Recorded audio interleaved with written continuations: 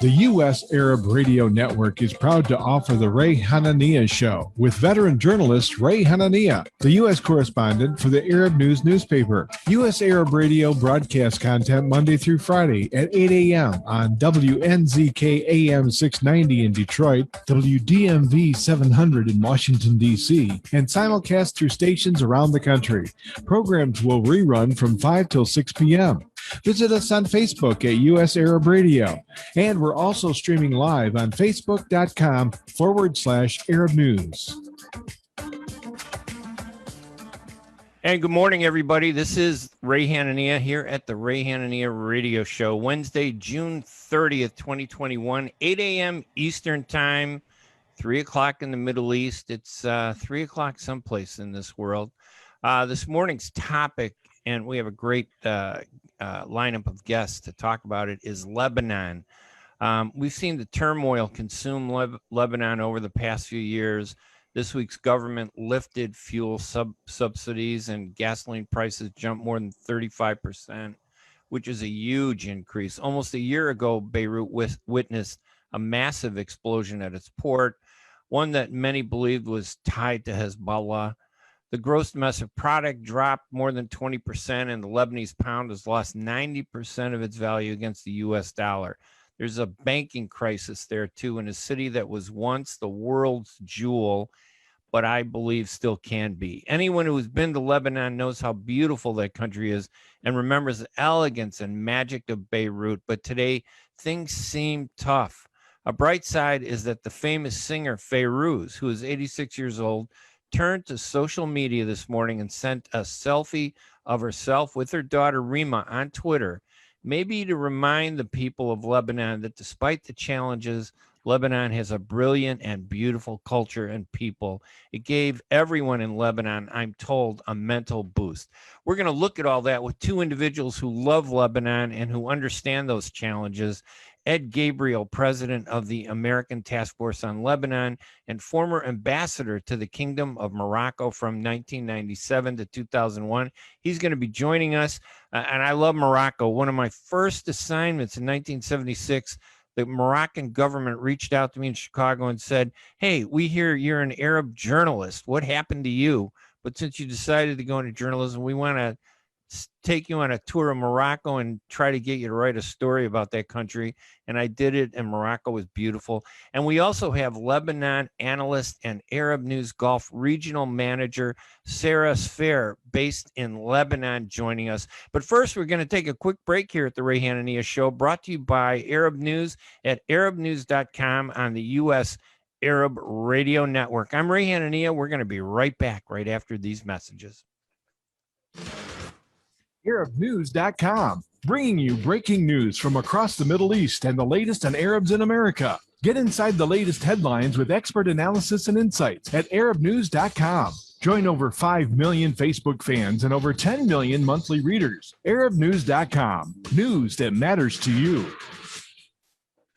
While we've been staying safe at home, scientists have been on a journey. The destination, a COVID-19 vaccine. This journey began decades ago with research into other coronaviruses. Scientists built from there with months of research and development, cooperation with other experts worldwide, and clinical trials on tens of thousands of volunteers of diverse race, age, and health status. They arrived at a safe, effective vaccine, and hundreds of thousands in Michigan have already been vaccinated. But the next step is ours. We need to get the vaccine when we can. Keep wearing masks correctly and taking precautions until we reach our destination, freedom from COVID-19 and getting back to the lives we love. Discover the facts for yourself at michigan.gov/COVID vaccine. A message from the Michigan Department of Health and Human Services. ZIYAD brand. Quality products from our family to yours. ZIYAD Brothers Importing offers the finest quality products, including brands like Sultan, Kraft, Nestle, Hook, Rico Picon, Donna, and many more. Ask your retailer to carry these fine products because you deserve the very best. For more information, visit our website at www.ZIYAD.com. That's www.ZIYAD.com. ZIYAD, quality products from our family to yours. At Top Rehab Physical Therapy Clinic in Dearborn, we provide effective physical therapy sessions in order to limit pain and discomfort. Top Rehab provides physical therapy care for any diagnosis prescribed by a physician, and we regularly see and treat conditions such as stroke, TMJ, fibromyalgia, sciatica, joint pain, and more. We use a variety of pain management methods, including modalities, soft tissue mobilization, and therapeutic exercise. If you're in need of physical rehabilitation or physical therapy, get the highest quality health care at Top Rehab. Most insurance is accepted, and we're open Monday, Wednesday, and Friday 8 to 6, Tuesday and Thursday 8 to 5, and Saturday 10 till 2. Call for an appointment today at 313-846-0555. That's 313-846-0555. Choose Top Rehab Physical Therapy Clinic on Michigan Avenue in Dearborn. Life's too short to be in pain.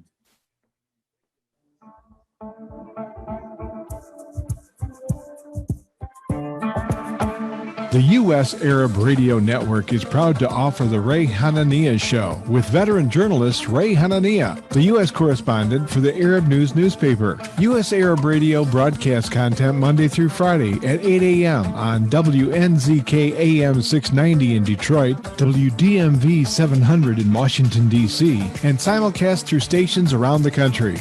Programs will rerun from 5 till 6 p.m.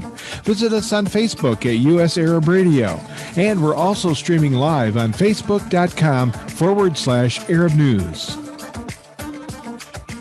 And welcome back to the radio show. It's always great to be called a veteran. What they mean basically is I'm old. So what are you going to do? Veteran journalist. I don't know. I'd rather be called a new journalist there. There you go. They got rid of that background noise there. Listen, we got some great guests again talking about a great country, Lebanon. I was there in 2006, and despite all the problems and the killing of Rafik Hariri, I think it was like about a year and a half before that, Lebanon is just such a beautiful country. The people there, everything about it, I just love it. We have Ed Gabriel, who's the president of the American Task Force on Lebanon and a former ambassador to the Kingdom of Morocco from 1997 to 2001. Joining us. He's based in Washington, D.C., and Lebanon analyst and Arab News Gulf regional manager Sarah Sfeir, who is based in Lebanon right now. Sarah, welcome to the show. Ed, thank you for joining us this morning. Good to be with you.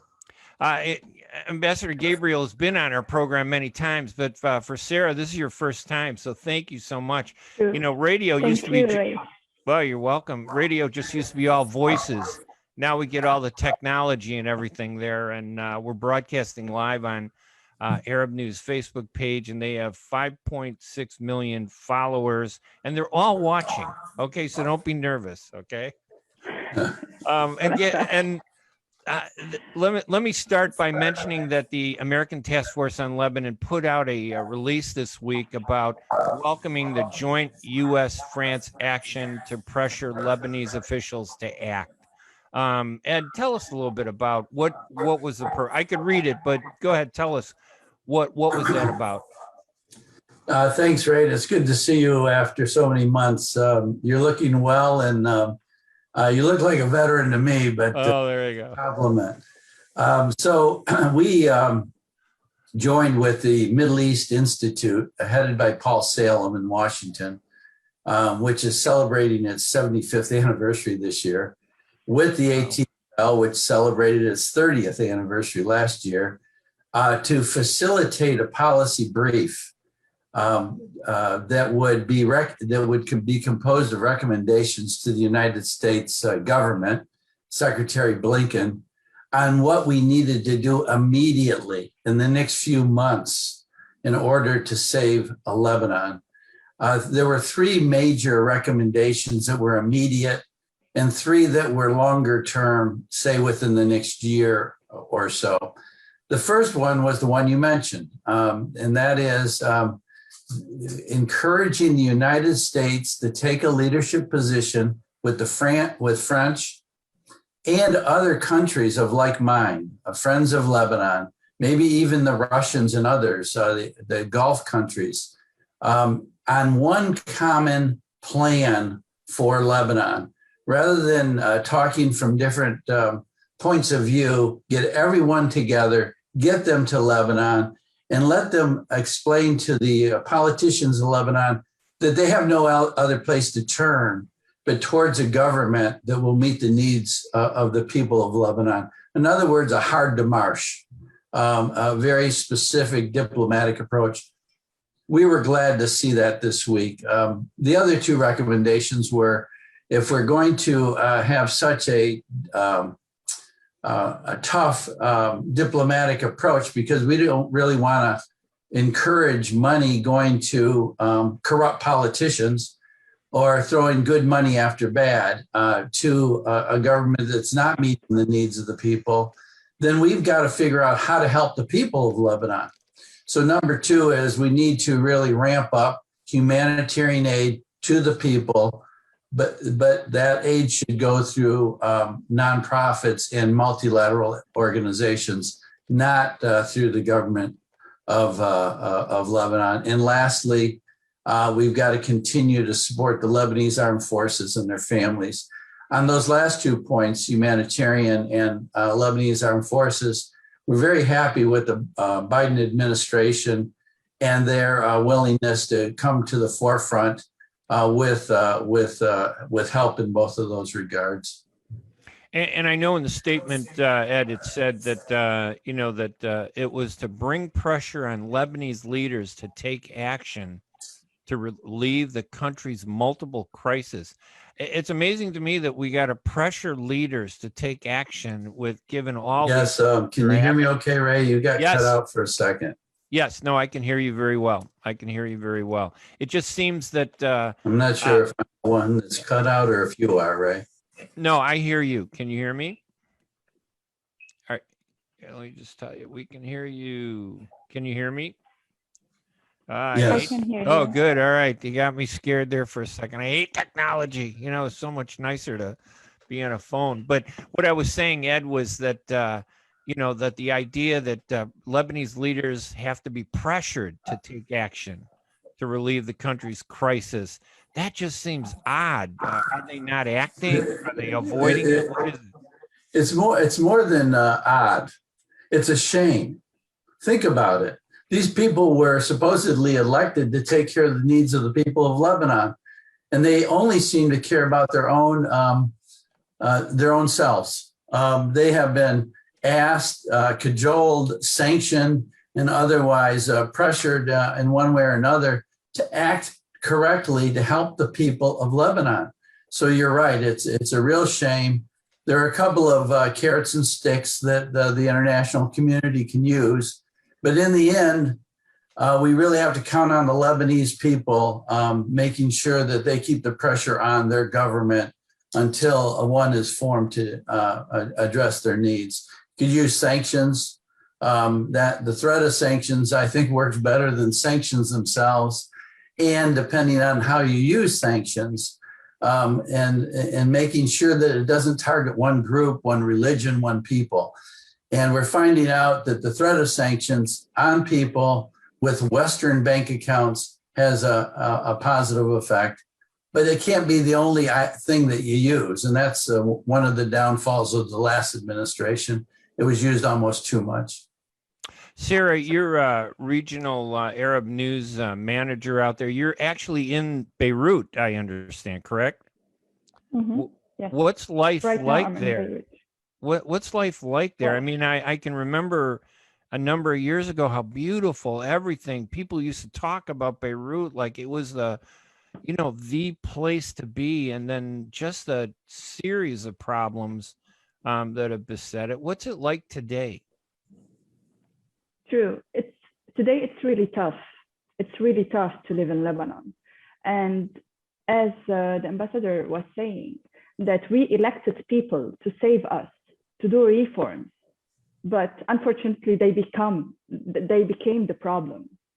Now we are facing a ruling class that wouldn't give up chairs and shares for the people.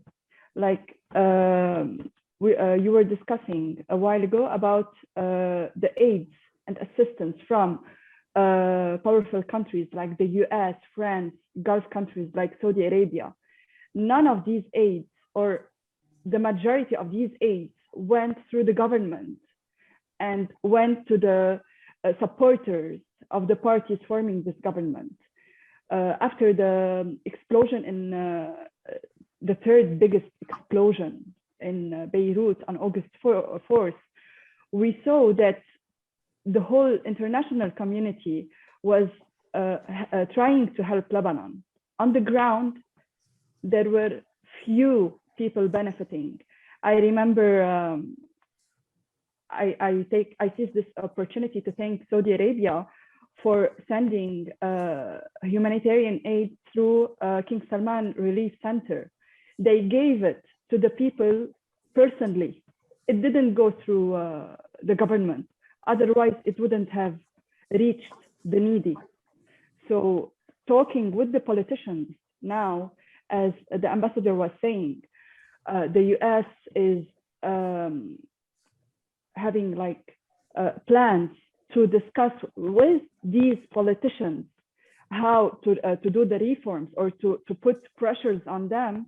I guess, I don't know how useful would that be. Yeah, I know Ambassador Gabriel very well. He's such a great guy. So when I see you involved in something like this, it makes me feel like maybe there's going to be a positive change. What sparked this focus, this attitude? Was it the explosion last year in August that kind of woke people up and said, hey, something needs to be done here? Or, I mean, this has been going on for years, but suddenly there seems to be a new push to really help Lebanon, to really bring it what it really needs, the people there, and maybe bring about some improvements in the government. What was the catalyst? Was that a major catalyst? You know, Sarah touches upon a very interesting point, which addresses your question as well, Ray. So I think, you know, last week, our very able, the U.S. ambassador to Lebanon, Dorothy Shea, was in Washington, and she remarked how pleased she was by the attention that Lebanon is getting in Congress and in agencies in the administration. And when you think about all the pressure on the United States from around the world, this is quite an amazing observation. Look, I think it could be the explosion, but let me just walk through it. Sarah brought up a good point. And that is, you know, following the explosion, I should also add that, you know, the ATFL organized many different, helped facilitate many different NGOs in the United States and citizenry of American Lebanese in America. And many of those were from Michigan, quite frankly. Manal Saab headed an effort, and other people around the country. It was quite an amazing undertaking. We sent over $40 million in medicine, medical equipment, and other aid on free FedEx and air cargo shipments there within a couple of months. So the Lebanese people, the Lebanese American community has really risen to the occasion. The United States is also looking at major additional aid as soon as possible. I think they're going through Congress now for approvals. But I think you'll see them also directing their aid, as they always do, by the way, through NGOs in the international community, not through the government. So they're very carefully vetted NGOs. So I think the focus on Lebanon is mainly because our community is really getting sophisticated about how to work in Washington. And I think that has really helped ensure that Lebanon is not forgotten. That's number one. Number two, as you know, Ray, from our past conversations, Tony Blinken, the Secretary of State, and Jake Sullivan, the National Security Advisor, are well steeped in the issues on Lebanon. And we're very active during Biden's campaign to reach out to the Lebanese American community. So we're seeing signs from Tony Blinken, especially, where he's directing his people to be responsive quickly. And the most recent example of that is last week in a bilateral meeting with the French, they focused on Lebanon.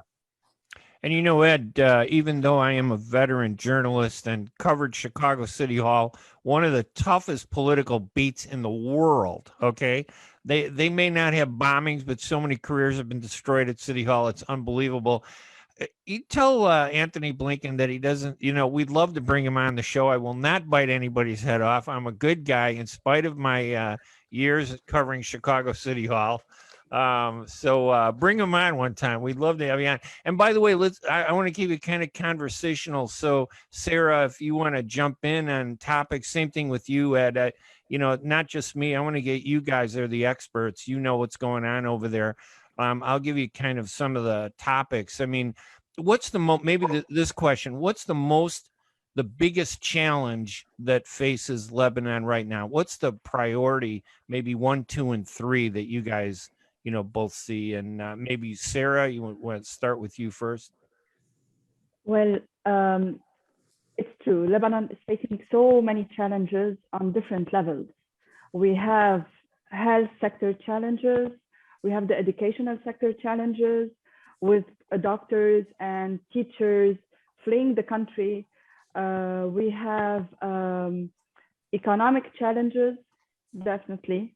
But what I want to highlight, all these challenges have one root. It's the political challenge we're facing. Because once we fix the political issue that we have, I guess it would be easy to implement the reforms and start fixing all the other challenges. We can address technically all the other challenges easily. It's just about having people who want to work for the country, not with foreign agendas. Does it come down to just a matter of bad leadership, Ed? What do you think? I agree with Sarah. I think all roads lead to corruption and bad governance. I will say, to answer your question, and I'm going to really just pair it in a lot of ways what Sarah said, but I would call it, number one is addressing the needs of the poorest of the poor in Lebanon immediately. That's medical, that's food aid, that's, it's over 50% now poverty rate. And almost half of that is the poorest of the poor who can't even feed themselves. This is a serious issue. The World Bank has called Lebanon possibly one of the third worst economic crises since the mid-19th century. Wow. That's just amazing.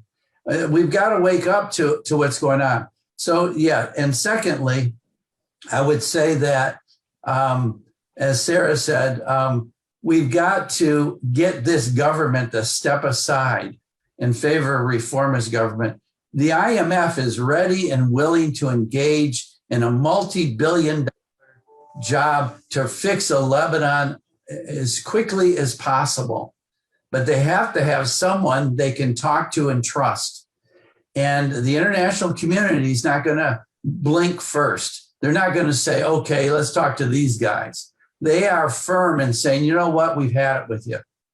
We want a government that addresses the needs of the people. So I'd say those two things, and I think it comports with what Sarah is saying. And do you think... I want to add something, Ray. Go ahead, Sarah. There's always hope for Lebanon. You know, in spite of the Lebanese economy that is now like really bad. If we look 30 years back after the civil war in Lebanon, you know that at the end of this, by the end of the civil war, we had an economy that was below 3 billion. Okay, at the end of the civil war, and it grew by almost 20 times since 1990 till before the recent collapse. It became 60 billion. So I guess with the right environment And with the right people, there is a potential. There is still a potential for Lebanon. It's just a matter of choosing the right persons to lead us. Is there a, go ahead. Can I add to that? Sarah's really inspiring me this morning. Thank you. I really think that the one huge asset that Lebanon has, besides its diaspora, is the education of its people. It's one of the best educated people and one of the most influentially placed people throughout the region. We can't allow the education to go down the tubes. We've got to make sure that those American-styled universities like LAU and AUB, but also the public school system has to be addressed. We can't lose the one special criteria of the Lebanese people, and that is they're highly educated and very motivated people. I know in the United States, the Lebanese American community is so involved. They've been here, probably the first immigrants from the Arab world that really had a substantial, sizable population in the U.S. The United States is the biggest country in the world economically, politically. We have great weight and could make a difference in Lebanon. I know that we have the American Federation of Syrian and Lebanese in the United States. What more do we need to do more here as Americans, do you think, to augment that voice? Are we doing enough? Because there's so many things going on in the Middle East between Syria, Iraq, all these other, Libya, all these other places. Are we not doing enough to put Lebanon back on the top tier to be focused on? So, like I said, I think if I may go first, Sarah. So I think number one, Ray, let's look at what we've done right. We now have an ATFL that's making a difference.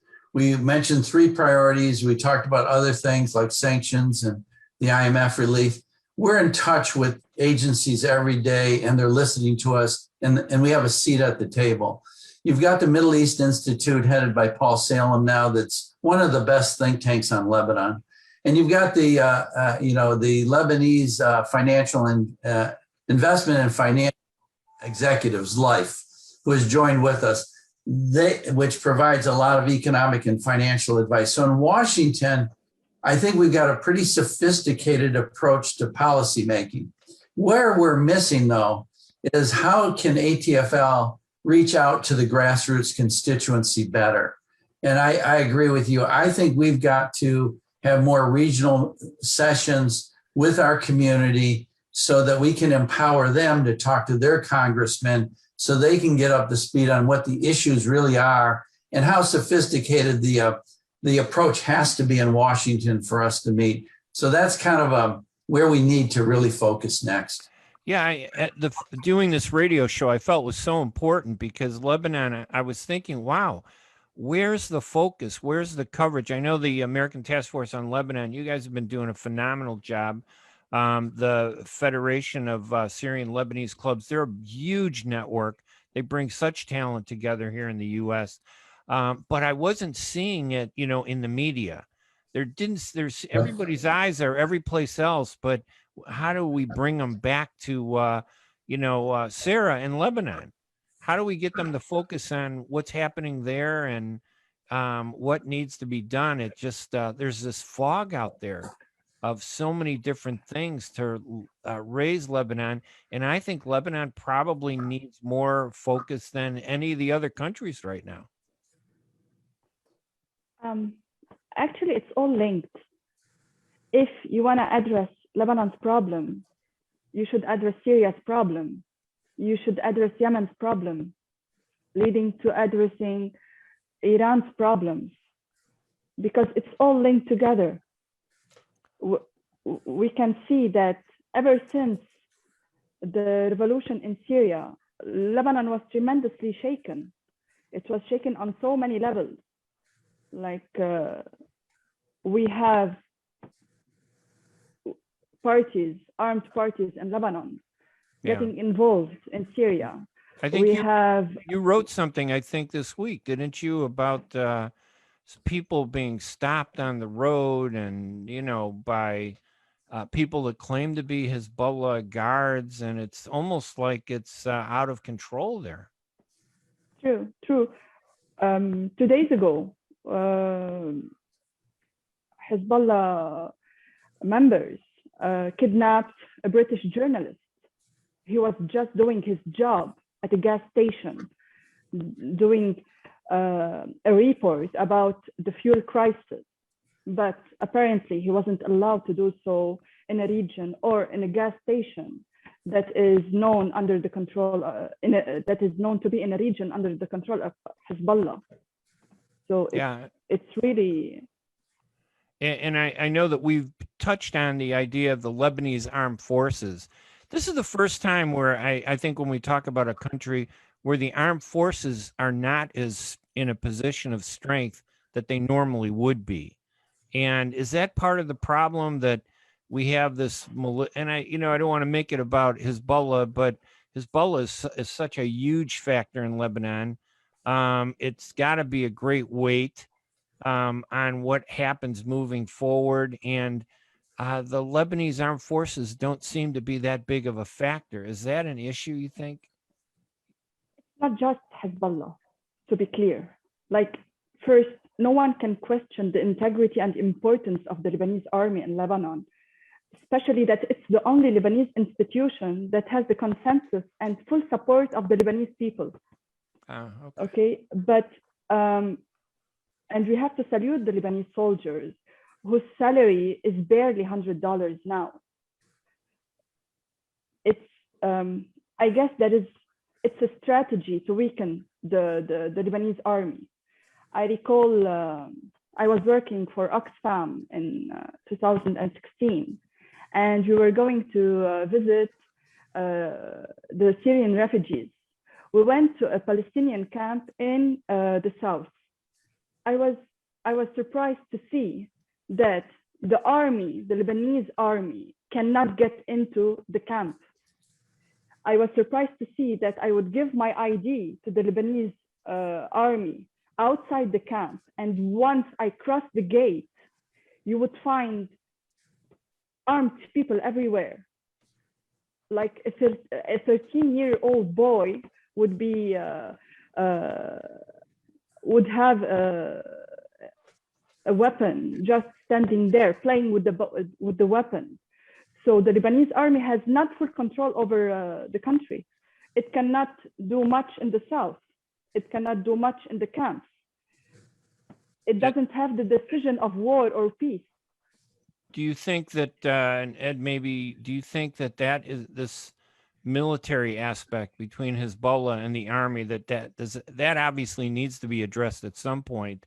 Is that if we get into it initially, though, it's just going to erupt into more conflict, won't it? But it's important, right? Well, Sarah and I agree again, and dispute your phrasing of the question on the Lebanese. That's all right. That's okay. Go ahead. I'm joking, but look, the Lebanese armed forces have come a long way. They've got the respect of the people by and large, and they're led by General Joseph Aoun, who has an impeccable, trustworthy reputation. The United States has said it's the best fighting force in the Middle East. Wow. I've talked to embedded U.S. soldiers with the Lebanese armed forces. They're really amazed at how good they are. What the LAF was 15 years ago and what it is today is two different things. We've poured more than nearly $2 billion into the Lebanese armed forces, and it's really paid off for the Department of Defense, in their opinion. So I think they're very strong. And if the best way to deal with Hezbollah is to make LAF stronger, that's the way to deal with this. So people who would argue and say, don't fund the LAF because, they have Hezbollah in there. Well, first of all, they don't control the officer ranks at all. And secondly, it's counterproductive to weaken the LAF, strengthen it, double down on the LAF. So I'm a big proponent of the Lebanese armed forces. I think they need to expand their abilities. But you know what? They operate like we do with our military at the advice and direction of the government. They're not a lone ranger. So some things they're being held back on as well. So again, it comes back to those corrupt leaders in Lebanon who are unfortunately too influenced sometimes by Hezbollah's needs.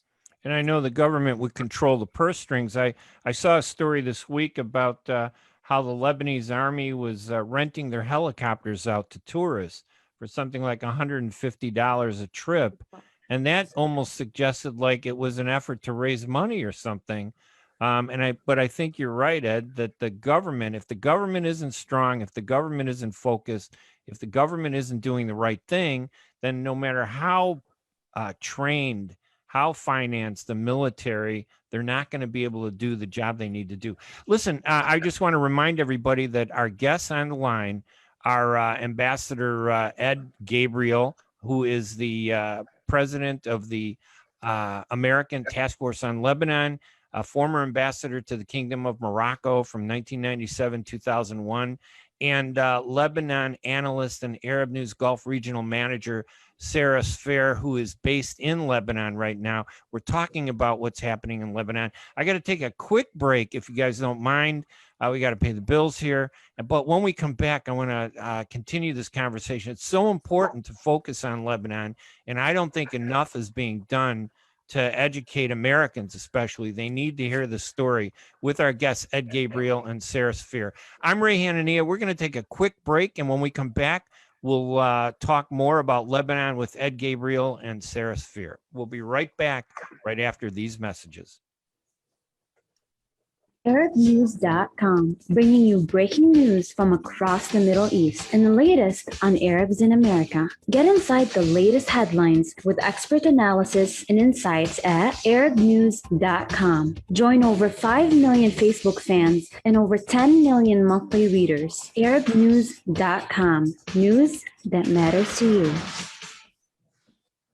Get ready for an amazing experience at Ishtar Restaurant on 15 Mile Road in Sterling Heights. Enjoy excellent hospitality from owners Ali Al-Baghdadi and Fatty Bonham, serving the best in Mediterranean food. Try Chef Ali Al-Baghdadi's famous shawarma, the best Iraqi grills and food, and the best Arabic and international dishes. Dine in our authentic atmosphere or take out. Call 586-698-2585 or check us out on Facebook. Ishtar Restaurant practices all CDC guidelines and is open every day 11 a.m. to 10 p.m. Have an amazing experience today at Ishtar Restaurant, 3625 15 Mile Road, Sterling Heights. Life is a nonprofit charity that's provided humanitarian aid and development to people and communities for over 25 years, regardless of race, color, religion, or cultural background. When disaster occurs here or around the world, Life for Relief and Development rushes in to provide food, medical aid, and shelter to those in need. Please help improve these efforts. Make your tax-deductible donation to Life now at lifeusa.org or call 248-424-7493.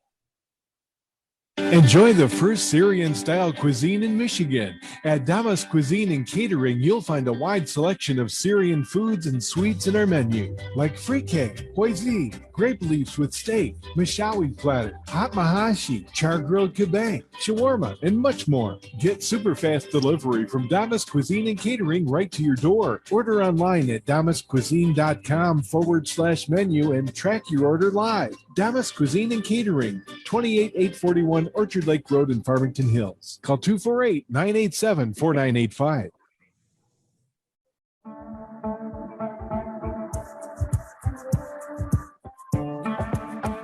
The U.S. Arab Radio Network is proud to offer the Ray Hanania Show with veteran journalist Ray Hanania, the U.S. correspondent for the Arab News newspaper. U.S. Arab Radio broadcasts content Monday through Friday at 8 a.m. on WNZK AM 690 in Detroit, WDMV 700 in Washington, D.C., and simulcast through stations around the country. Programs will rerun from 5 till 6 p.m. Visit us on Facebook at U.S. Arab Radio, and we're also streaming live on Facebook.com/Arab News. You know, radio, everybody thinks that an hour on radio is a lot, but believe me when I tell you, it goes by fast. And we have maybe about 15 minutes left to talk about some big issues before we go to our final break and then the close. But when we talk about corruption in government in Lebanon, how is that being addressed? What's being done with that to address it? I mean, is it just waiting for new elections, or is there an effort to do something before election? Either one of you, what do you think? There's nothing being done.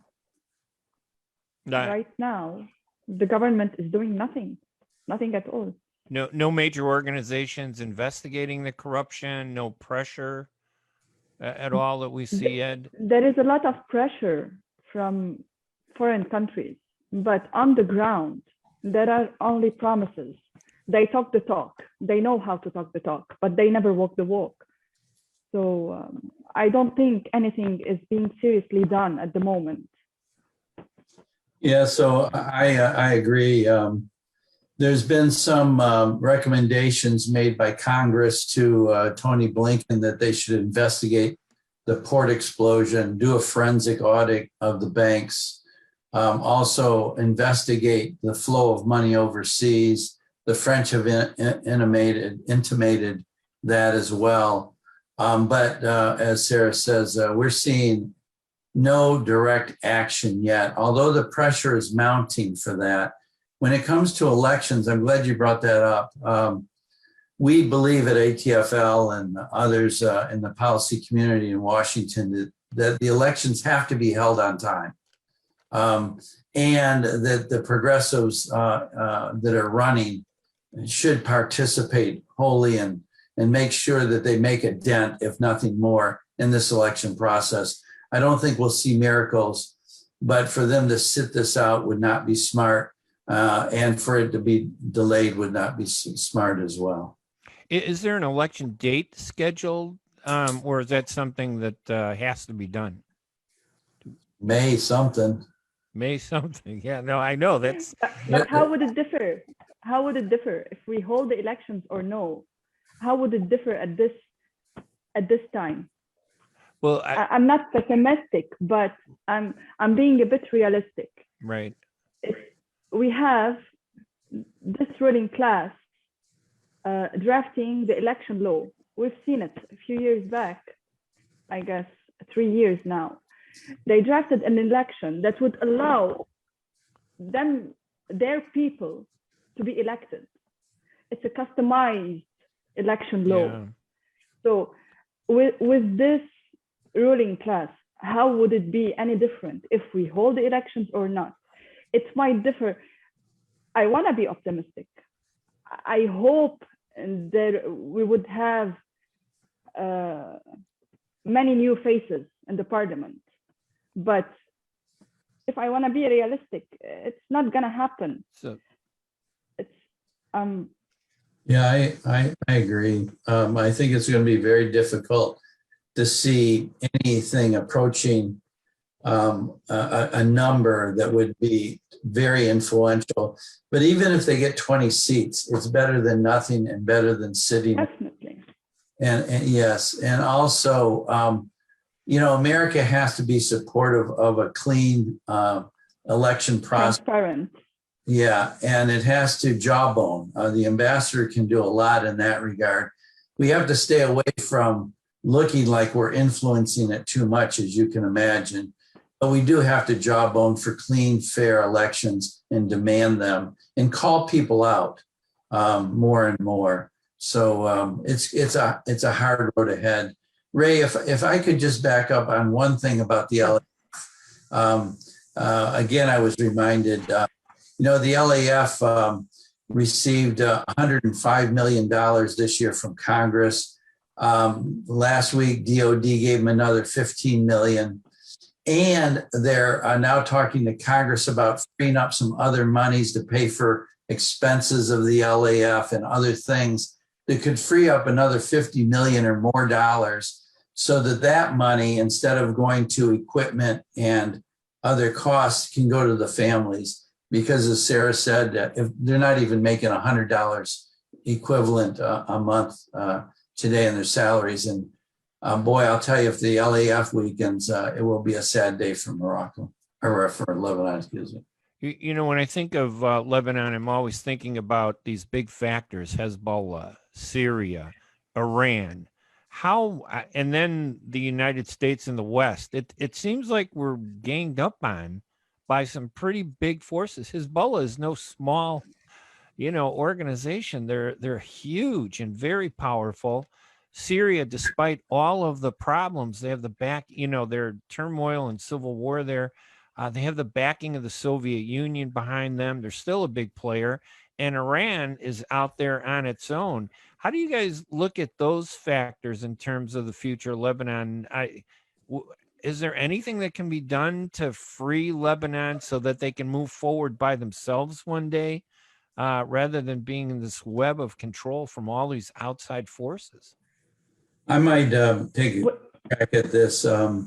Look, and Sarah brought this up earlier. We're negotiating with Iran right now.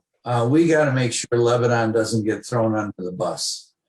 We have a very good relationship with the head of the negotiating team, Rob Malley. He's given us assurances that it's not about Lebanon. It won't be about Lebanon. Lebanon won't be hurt in this process. I'm concerned.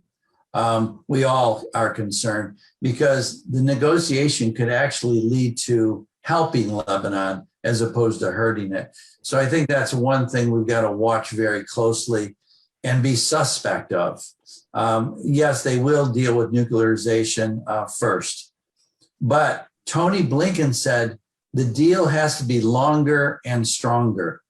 And what he meant by that was they have to deal with missile technology in the region, as well as terrorism proxies. So we got to hold them to the word in that regard. When it comes to Syria and Russia, we got to make sure that we try to move that agenda forward, if for no other reason, to find safe havens for the refugees to be able to go back to their homes. That's going to be hard, but we should engage at least on that humanitarian cause with Russia. Sorry, Sarah, go ahead.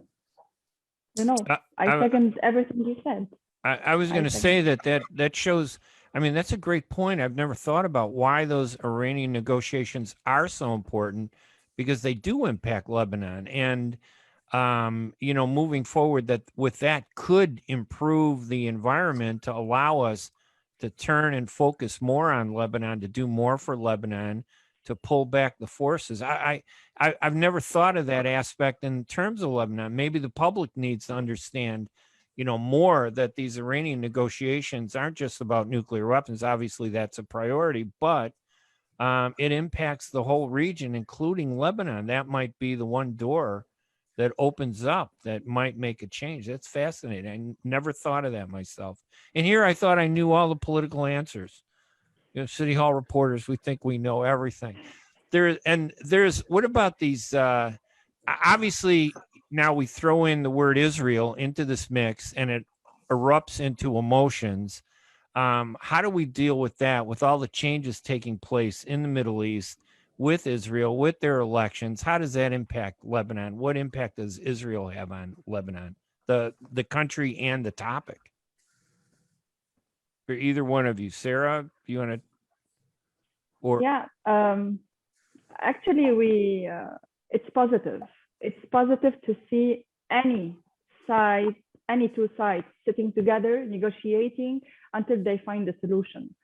It's very positive to see all the agreements that have been taking place in Arab countries like the UAE, Sudan, Morocco. And here, like you mentioned, Israel, I recall the maritime border demarcation. It's funny, and I find it's irony. Like, we had to negotiate, to sit on the same table with the Israelis and negotiate the demarcation of the Lebanese and Israeli maritime borders, whereas Syria, our sister, not an enemy, our sister, for the so-called sister, took 750 kilometers, sorry about that, 750 square kilometers from block number 1 without even negotiating it with Lebanon. Wow. So yeah, it's that's funny to see that Israel, our enemy, is more willing and negotiate. Exactly. That's.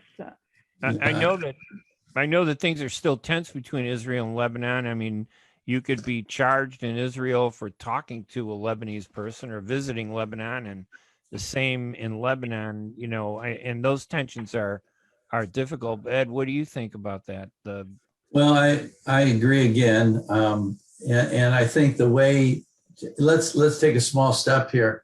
Let's close on the maritime negotiations. I've been down to the south. I've been in the building that they sit at. I've seen the table. It's amazing that they sit across from each other, two enemies, talking to one another. And if we can build some confidence there, who knows where it could go. So I'm a big proponent of prioritizing that. And I know the United States is engaged with Ambassador De Roche right now, and hopefully finding a solution. What do you think are the next steps that we might see some action on over the next few months? I mean, where we might actually see further movement on Lebanon. Ed, do you see any? Okay, so where do we see or where do we hope? What I see is Lebanon getting worse. I see Lebanon, rather than us debating whether it's a failed state or not, everyone will say it's now failed. That's what I'm worried about. That's where I'm worried that it's headed. What I hope is that these politicians will wake up and finally realize that they're in trouble, and that the international community is not only speaking with one voice, but won't tolerate them and their bank accounts overseas being used against the people of Lebanon. That's what I hope. So the IMF can come in and solve this problem. It can be solved. We could turn this country around in the matter of weeks. IMF and the United States and France and so many countries are wanting to help Lebanon. So that's what I hope for. But in the meantime, what I think you'll see is more direct aid for the Lebanese armed forces and for the people of Lebanon on aid that does not go through the government, including helping the universities and public education. But government corruption still remains a big stumbling block then, apparently. Yeah, as Sarah said, we don't see much movement there. And I think the only way to deal with that right now is through sticks, not carrots. And the sticks, of course, are limited. And they're, do sanctions work or not? In some cases they do. In some cases they don't. I won't get into who it helps or who it hurts. But we got to at least use the threat of sanctions and realize that people with Western bank accounts should have to pay a price. But this dialogue and this focus this topic that we're talking about this morning, we need to elevate it. We need to put it on the radar screen. This is something that people need to be talking about. The American Task Force on Lebanon, I think, has really kind of helped light a fuse in a positive way to get, people talking. Sarah, I know things are tough there, in Beirut. We only got a few more minutes, so maybe let me just cut to the chase and ask if you have any final thoughts, each of you, about Lebanon, to either encapsulate what we've talked about, or maybe something that I didn't bring up or we didn't bring up that you think is really important. Sarah, if you want to go ahead first, then we'll go to Ed. And I appreciate both of you joining us this morning. It's phenomenal, this topic. Thank you, Ray. I guess we all agree that there is an international mobilization for Lebanon that should be met from the Lebanese side with some reforms. We can't do much without reforms. Everybody's ready to help us. We just need to take the first step. Let's start with the reforms. Let's start with the UN resolutions, the implementation of the UN resolutions, 1559, 1701. We should start from somewhere, and we should start from there, reforms and the implementation of UN resolutions. For me, that could lead to the salvation of Lebanon. All right, Ed, any final Well, thoughts? well, thank you both. This has been a fascinating discussion and quite frankly, educational for me. So thank you, both of you. Look, I think Ray touched upon something twice now, the need to communicate better. APFL is not communicating well, and it needs to communicate with the public more because we need more and more of our community focused on this issue. We've got a great start. We've got to continue this. We've got to continue to reach out, make friends like we have today with Sarah and yourself, Ray, so that we can continue to have this dialogue and this discussion. I think we're doing a lot of good work. People need to know that, but there's more work to be done.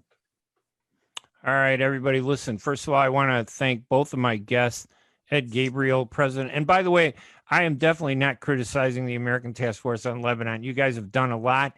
You're the one that brought this to my attention. I said, wow, why isn't anybody else talking about it? So you guys deserve a lot of credit for what you're doing. Ed Gabriel is the president of the American Task Force on Lebanon, former ambassador to Morocco, and Lebanon analyst and Arab Gulf News regional manager, Sarah Sfeir.